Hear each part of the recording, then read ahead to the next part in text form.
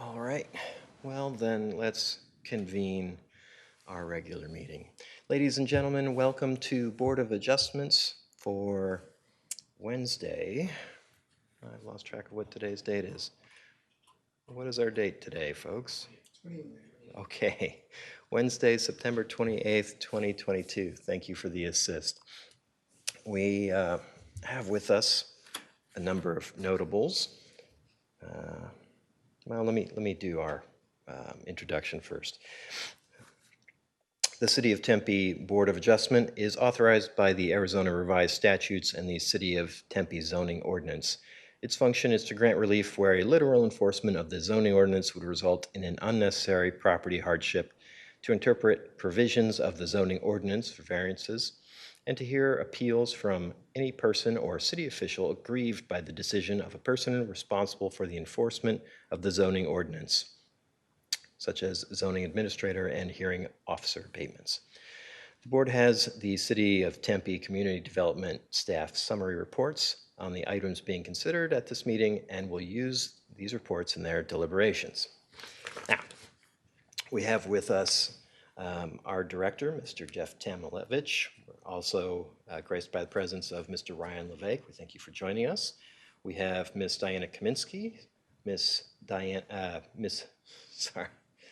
Kaminsky, Ms. Jennifer Daniels. We have, Mr. Jason Wolf, and we have Mr. Steve Abramson joining us. Also, by way of our board members today, we have 3 joining us online. I'd like to do a roll call, starting with those online. Could you each take in turn to introduce yourself, please? Whitney Baker. Robert Miller. Jack Confer. Thank you, Mr. President. Thank you. And then to my left.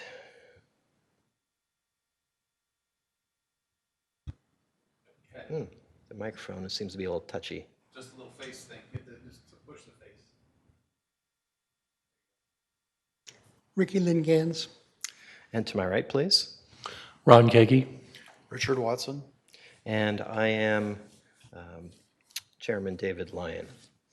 Okay, so items of business tonight. We have first to consider our meeting minutes from our July 27th meeting. And we have considered these meeting minutes with opportunity to make adjustments. We have not found any items to correct on those minutes.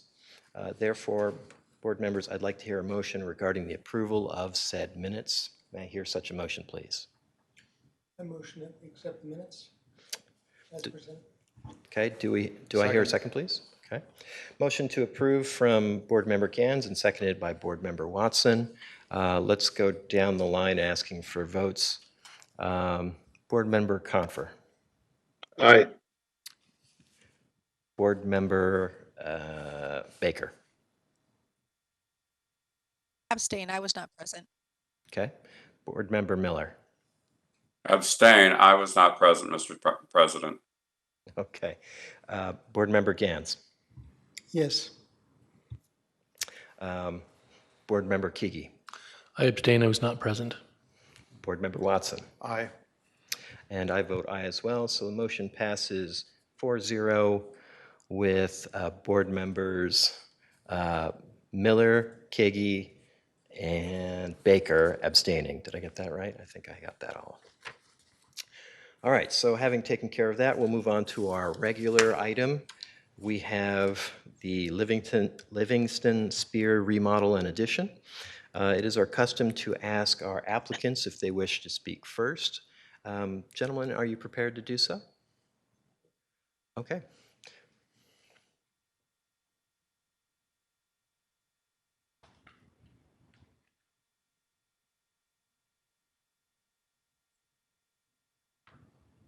Okay. I'm Joe Livingston. This is Brian Spear. We've lived in the neighborhood for over 30 years. Own a couple of houses. We live in one. And we purchased 1015 South Farmer about 2 years ago. Coming up on 3 years, actually. Yep. So this is the existing zoning ordinances. It's classified single-family home. It's R3. The current setback on the south side is 10 foot, and we're requesting a variance to make it 6 foot.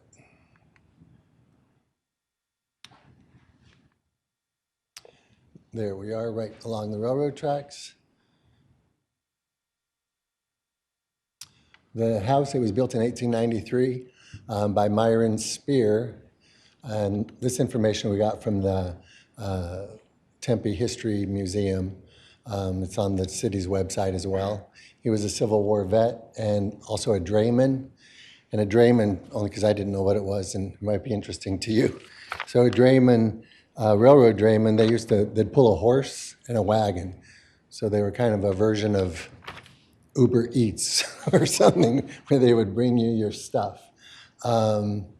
Since the house was built in 1893, I've reached out to the Tempe historian, and I haven't heard back yet. But for whatever reason, they say that he was a drayman. So I found it interesting because the Tempe train station, the depot, wasn't built until 1924. And what a drayman would do is they would, where there's not a station, they would offload, they'd stop as the train came through, offload, and then deliver the stuff wherever it went. So that's just So we think it's possible it happened there. that's what he did, part of his position in town. It was interesting when the property went up for sale. It went up for sale with 3 adjacent properties that were owned by the same person, and we were afraid that the old Spear place, being the last of the 4 that are in a row, would just be scooped up by a developer with the other 3 and leveled. I contacted the city to see how do you protect historic properties, and was informed that there's not really a way to do that, at least the way that this one is classified. It's not on it's historically eligible, but it's not on any register. It was known as the Old Spear Place, and according to the city website, the settlers used to have picnics on their front yard. So it's a historically significant property, although it's been in disrepair for many years. So this is how it currently sits. The lot is 50 feet wide. And when the house was built, if you look, well, to the right of the image, that's the south side. And that's where it's 6 feet off of the current property line.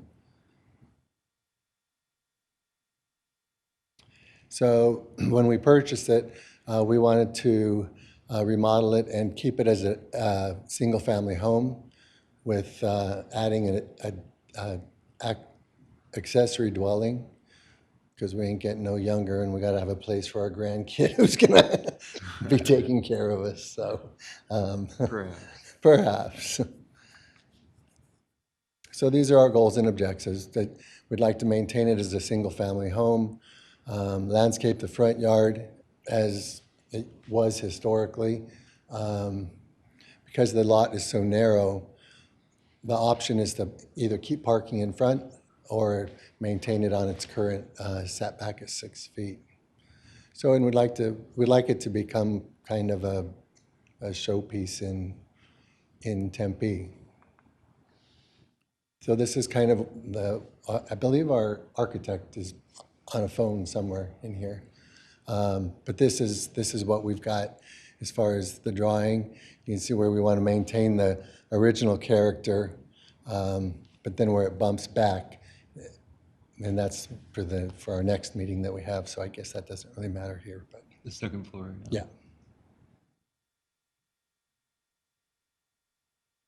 So these are the historical significance that I've already mentioned.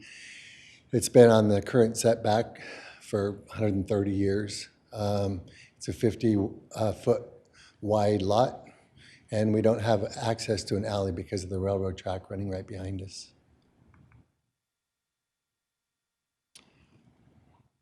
So there are other houses in the neighborhood. have been developed and also don't meet the 10-foot setback. So that's basically what we have. We're not asking for anything special. We'd just like to kind of keep it where it is and just make it better. Okay, should we do questions? Nope. Let's do questions. Thank you, gentlemen. Okay. Excellent presentation, by the way. Yes, stay Oh, with you're us. asking us questions? Yes, Okay, sorry. you're the most interesting people in the room. So, board members, do we have any questions for our applicants? Just one. Board member Gantz. I just have one quick question. Are you planning on trying to get the house put onto the National Register? We haven't really discussed that, only because we just aren't that familiar with that. I would like it to be recognized historically. I don't know what their requirements are as far as how specific it has to be. We just don't know that at this point. I have a question. How many residences are in Tempe are registered? Would anyone have a guess at that? Mr. Abramson. Thank you, Chair Lyon. We happen to have Zachary Lechner, who's our Historic Preservation Officer, available to answer that question. Yeah, well, let's ask him. Yeah, and so just to clarify, the question was how many, was it National Register properties are listed in City of Tempe? Yeah. I'd have to go back and check the exact number, but it's approximately 45 properties that are individually listed, and then there would be more than that would be considered contributing properties in one of the three historic districts in the city of, I believe it's 3 historic districts in the city of Tempe that are listed in the national register. I don't want to derail things too much, but I just wanted to mention, there's a question about, kind of what the National Register would expect in terms of, like historic integrity for the house, or what kind of requirements. There are certainly guidelines that are readily available online that the National Park Service, which runs the National Register of Historic Places program, has put out.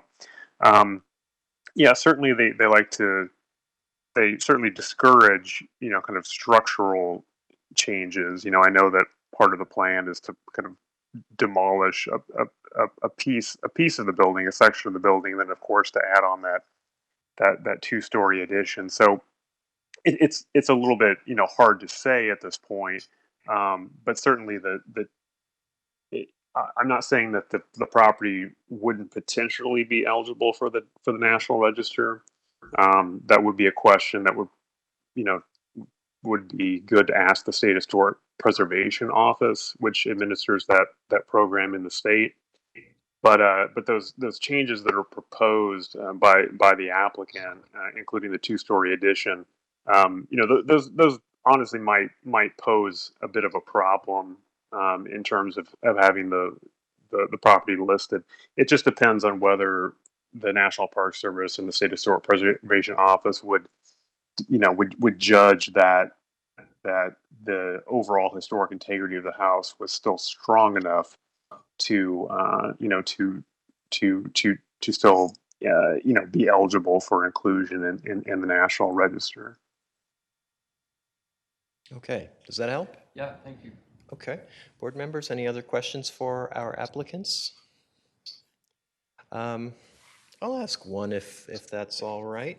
And this is not really pertinent, but I'm just curious if you'll indulge me. Is there any chance there's a relation, Mr. Spear?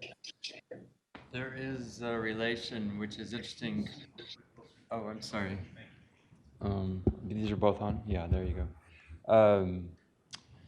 So let's see. It's my a grandfather moved here to North America in the late 1600s. He was born in England, and he started having a bunch of children. I can't remember how many. Do you remember? He had a slew of them. One was Nathaniel, one was Ezekiel, and their lines just come straight down. They don't veer off. So, And it comes down to Myron, who built the old Spear House, go down 3 more generations, and then it's Brian.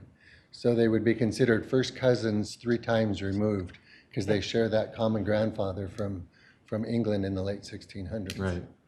It's Wonderful. kind of cool. Which is just, actually. who knew that we weren't the first Spears in Tempe? Right, right. But I have other relatives that moved here in the 50s. So it's just very kind of crazy, but. Okay, well, thank you for sharing Fine. that. I apologize for derailing us a little bit there. It's not related to the case directly, but I was curious. I don't believe we have any more questions, gentlemen, so we'll thank you. You'll have a Thank chance you to for come your back in time. a second. And now, Ms. Kaminsky, if you'll indulge us, we'll have our staff presentation. Good evening. Diana Kaminsky, City of Tempe, Community Development Planning. Great. As you heard, this is a request for variance for a reduction in the south side yard setback from 10 feet to 6 feet. The property is located south of 10th Street on the east side of Farmer Avenue. It backs up to the Union Pacific Railroad. And this is an aerial showing the site and the current conditions and the proposed modifications to it and restoration. The interesting thing here is the property is zoned multifamily, but it has a single-family residence that was built in 1893. The building was modified over the years by an enclosure of that front porch that they wished to restore, and an enclosure of what would have been the sleeping room, a back porch facing east, and that was done about 1962. The lot also has a power line easement along the eastern portion of the yard, which limits the space for parking. The new owners are descendants. We talked about that a little bit a minute ago. And they purchased the property in deteriorating condition. So although the existing house predates the zoning setback standards, the addition at the east end, when they enclosed the patio, was established after the zoning standards were set. So if they remove that non-conforming enclosure, that's what triggers the requirement for the variance. If they leave it as it is, it's an existing non-conforming condition. The applicant is requesting the Board of Adjustment to approve a requested variance, and contingent upon the outcome of tonight's meeting, they would be scheduled to go to the Development Review Commission October 25th for a use permit for the second-story addition. The special circumstances related to this project are that the site was platted in 1887 as a 50-foot wide lot. Most of our single-family residence lots are at least 60 feet wide. The property was then built in 1893 prior to annexation in the city in 1894.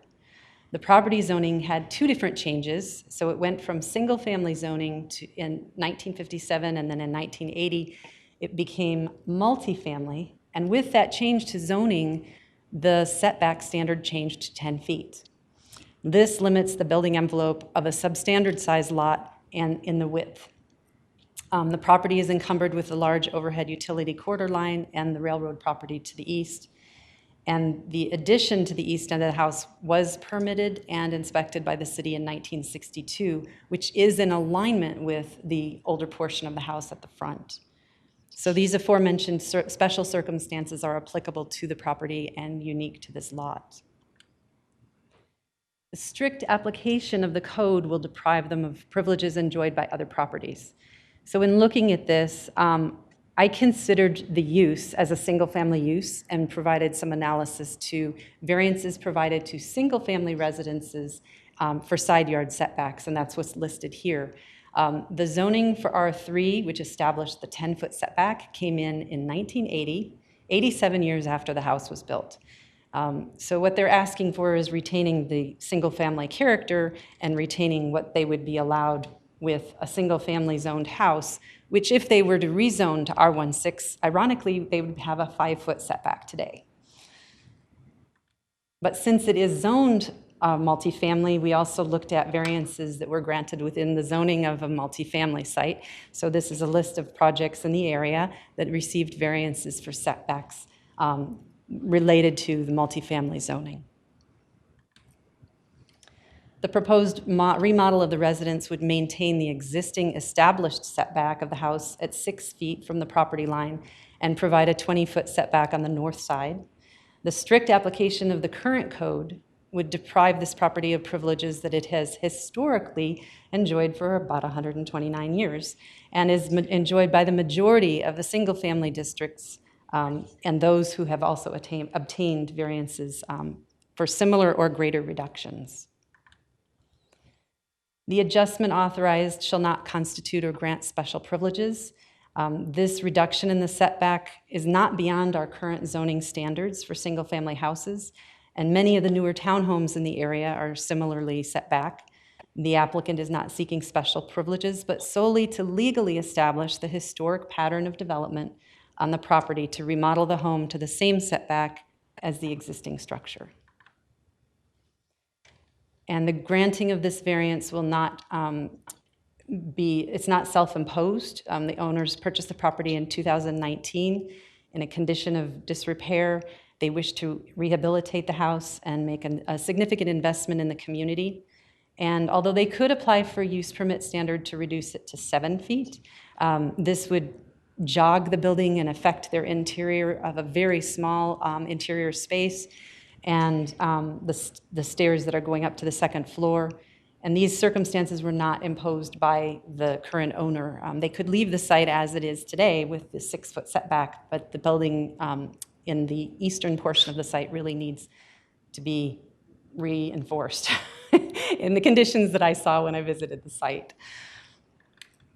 So just to give you some visuals, the red dashed line represents the area of impact from the setback. So you can see the existing house at the west end of the property, which is already at that location. And then the back half is the portion that would be removed and rebuilt. So all these colors represent the different parts of this very complex project. The dark orange is the existing structure that's proposed to be removed and rebuilt. That represents the old sleeping porch that was on the east end of the site. The purple area is the existing structure to remain from the existing historic structure. The proposed outdoor space is shown in gold. That's a front covered porch, restoring the original porch and adding a back porch facing the railroad tracks. The green represents the new addition to the first floor, and the blue represents the second story addition. And then again, the dashed red line represents the area of the variance. In elevation, just for reference, we have a 6-foot setback here that shows what that would look like with the existing building, showing you the west elevation from the street and the east elevation if you were standing by the railroad tracks looking to the west. And this is the north elevation and a section view. These are some renderings that they provided. They are, obviously looking at the second story addition, and the request for the use permit for that would be going to the DRC.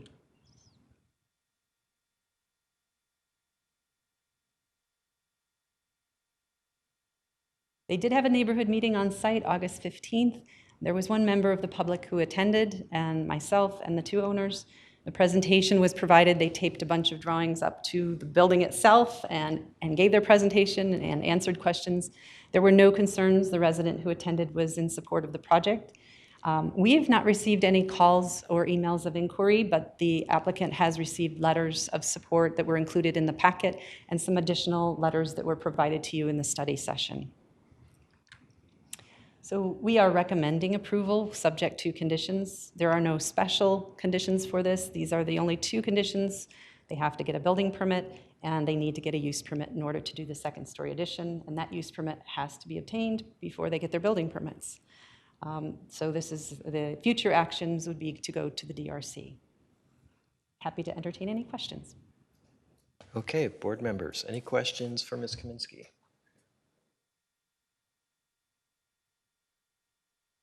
That looks like no questions, Ms. Kaminsky. Okay, Thank you. Okay, do we have any public comment Ms. Daniels? We do not. Anyone with us here in person wishing to make comment? Seeing none, I will close the public comment section. And we come back to our applicant. There isn't much to respond to, but traditionally this is time when you get to respond to anything you hear, you have heard, and you may rebut all the many people who oppose your project.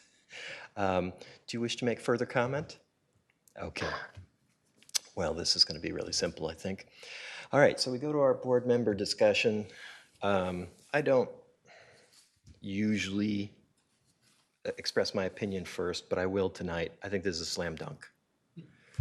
Your thoughts, board members? Board member Kiki. Thank you, Chair Lyon. Very thorough staff report. Appreciate that. And for all the reasons that were highlighted in that staff report, I will be supporting the request. Any other comment? How about we hear a motion? I'd like, oops. Board member Gantz. It would be my honor to propose a motion that we approve PL 220-187. Do I hear a second, please? I'll second. Okay, motion to approve from board member Gantz, seconded by board member Watson. Let's go down the line, starting online, please. Board member Confer, how do you vote? I vote aye if the conditions of approval that were referenced in the staff report were part of the motion in the second. Well, let's clarify. I believe that's what we are hearing. Board member Gantz, is that your motion? Yes. Okay, so shall we take that as an aye, board member Confer? Thank you. Okay, board member Miller? Aye. Board member Baker? Aye. Board member Gantz? Aye. Board member Kagi? Aye. Board member Watson? Aye. And I vote aye as well, and that makes it unanimous. That's 7-0. And you are approved. So with that, do we have any additional announcements we wish to make, Mr. Abramson or Ms. Daniels, perhaps? No, we're hoping to have a meeting next month. We will let you know by the end of next week after we get all the requests. Now, they're not pouring in, but we'll see what happens. We'll let you know. And I thank everyone for attending tonight. It's nice to get back to some level of normalcy, so thank you. Okay, great. Well, ladies and gentlemen, we are adjourned. Thank you.